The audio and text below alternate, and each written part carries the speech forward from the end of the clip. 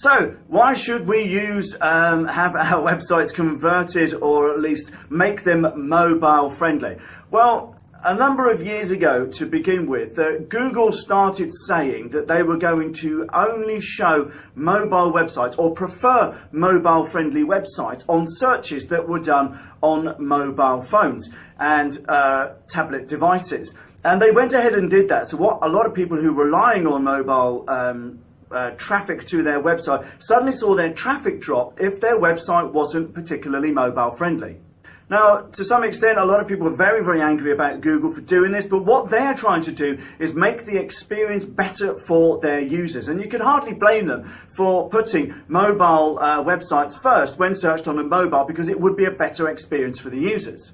But there's a few other stats, apart from just the mobile search, that you really should be paying attention to with respect to making sure your website works on a mobile device.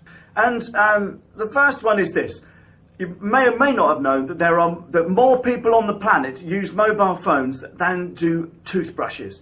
That's right, there are more mobile phones in use around the world than toothbrushes. And that in itself should be a wake-up call if your website isn't particularly good on mobile devices. Another good thing, another useful statistic to bear in mind is that according to research by Comres, 70%-ish of people are likely to buy from a website if they have a good mobile site. In other words, if your mobile site is good, 70% of people are likely to buy from you. To go further than that, around 60% of people won't recommend a website or company with a website if it isn't particularly good on a mobile, and they've looked at it on a mobile and it doesn't look good. 60% of people won't recommend that website.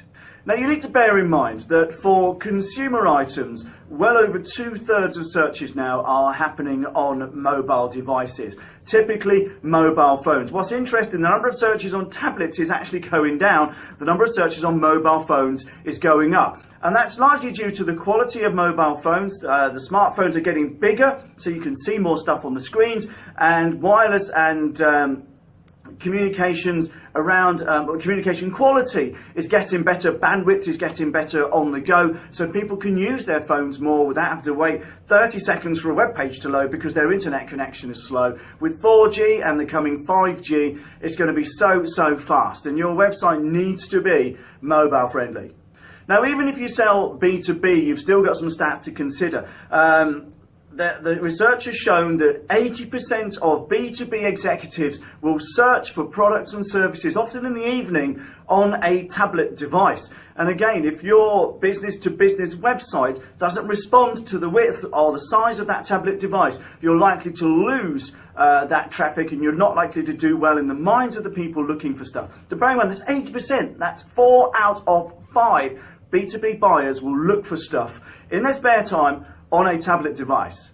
But I want to share some stats with you from our own website. 18 months ago, at the time of recording this, the stats from our website showed that 81% of website visitors were looking at it on a desktop device. That's either a PC, or a large MacBook, or a laptop device. Now, we don't sell to consumers, we sell B2B. Now, but since then, and I've just looked before recording this, and 65% of our website visitors now are on desktop, and 29% are on mobile phones, and the rest are on assorted tablet devices. Now, what that shows me is that the percentage of our website visitors on tablets hasn't actually grown at all, but the statistics on mobile phone users has more than doubled, and twice the number of people come to our website on a mobile phone than they did 18 months ago. And I can only ever see that trend continuing to head that way, even in a B2B market.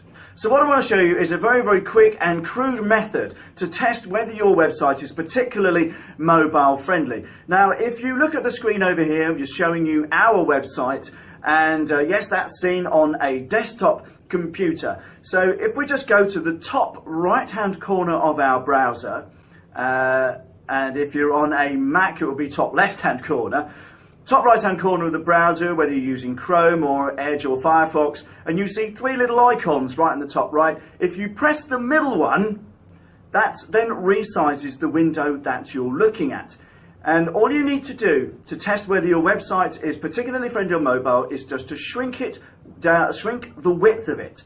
Because mobile devices should respond to the width of the screen that it's being viewed on. That's what the term responsive means. It means that it's responding to the size, or so rather the width of the screen that it's being viewed on. And if you make it smaller, you can take a look at how the website is likely to look on a mobile device. And if it gets smaller, and there's a limit to how small it can go on Chrome, but as you can see, our website does respond, it changes size, things move around, and it's viewable on a mobile device. And that's a dead simple way of checking whether your website is viewable on a mobile.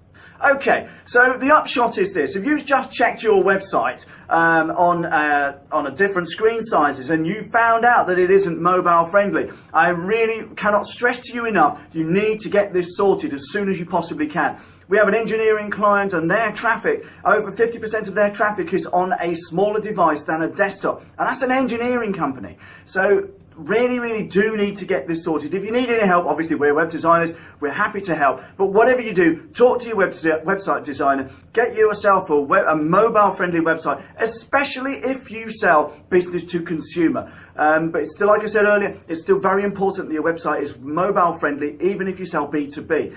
In our case, like I said, 2/3 of the traffic is desktop. That's gone down from 81%, and I'm sure that will continue that way. And I'd be willing to bet the stats are pretty much the same on almost any website, B2B or B2C. So